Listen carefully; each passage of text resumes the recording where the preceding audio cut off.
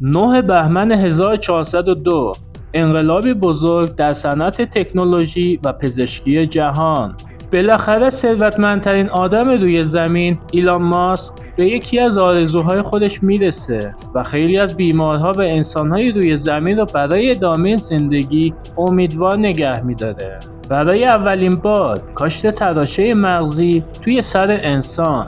شاید باورتون نشه که با این دستگاه میتونین گوشی یا کامپیوترتون رو تنها از طریق فکر کردن کنترل کنین.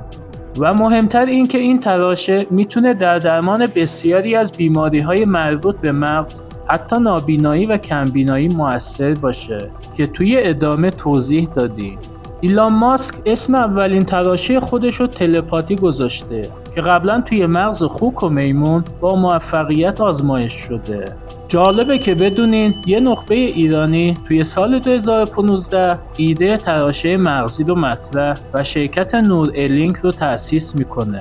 پدرام محسنی رتبه 17 کنکور سراسری سال 1371 دانش آموخته 20 سال پیش دانشکده برق دانشگاه صنعتی شریفه که در حال حاضر استاد دانشگاه کیس وسترن رزرو آمریکا هستش. ایده این استاد مهندسی برق با یکی از همکارانش تولید انبوه دستگاهی برای کمک به بیماران مبتلا به ضایعات مغزی بوده. این نخبه ایرانی تصمیم میگیره توی سال 2016 این شرکت و حتی ایده خودش رو به ایلان ماسک بفروشه. به گفته نشریه بلومبرگ از زمانی که ایلان ماسک مالک شرکت نورالینک شده، چندین دانشمند قوی و شناخته شده علوم اعصاب از دانشگاه‌های مختلف رو استخدام میکنه و تا سال 2024 که هزینه‌های چند صد میلیونی براش کرده، اولین تراشه مغزی رو روی یه بیمار با موفقیت آزمایش میکنه. اگه دوست دارین بدونین این تراشه چیه و روش کارش چطوره و فعلا برای چه نوع بیماری‌ها استفاده میشه،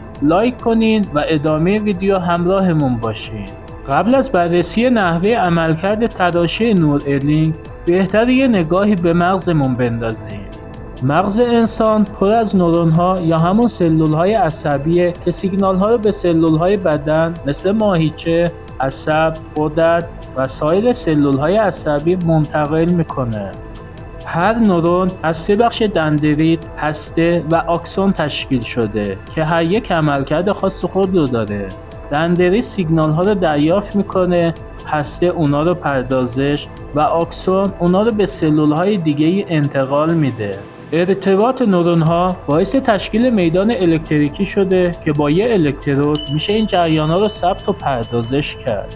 هدف تراشه‌های تولید شده ثبت و تحریک سیگنال‌های الکتریکی توی مغزه و اگر قسمتی از مغز دچار آسیب شده باشه و نتونه سیگنال‌های عصبی رو تولید یا پردازش کنه، این تراشه این وظیفه رو بر عهده میگیره.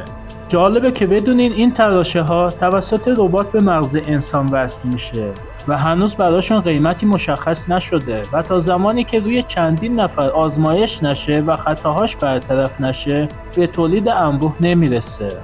طبق گفته های ایلان ماسک، بیماری های پارکینسون، افسردگی و اضطراب، نارسایی قلبی و سکته مغزی، دردهای مزمن و زوال عقل و آلزایمر با این تراشه مغزی درمان میشه. ایلان ماسک گفته شرکتش داره روی پیشرفت تراشه های کار میکنه که هر کسی بخواد این تراشه ها رو توی مغزش بکاره بتونه همه زبان ها رو بفهمه و صحبت کنه.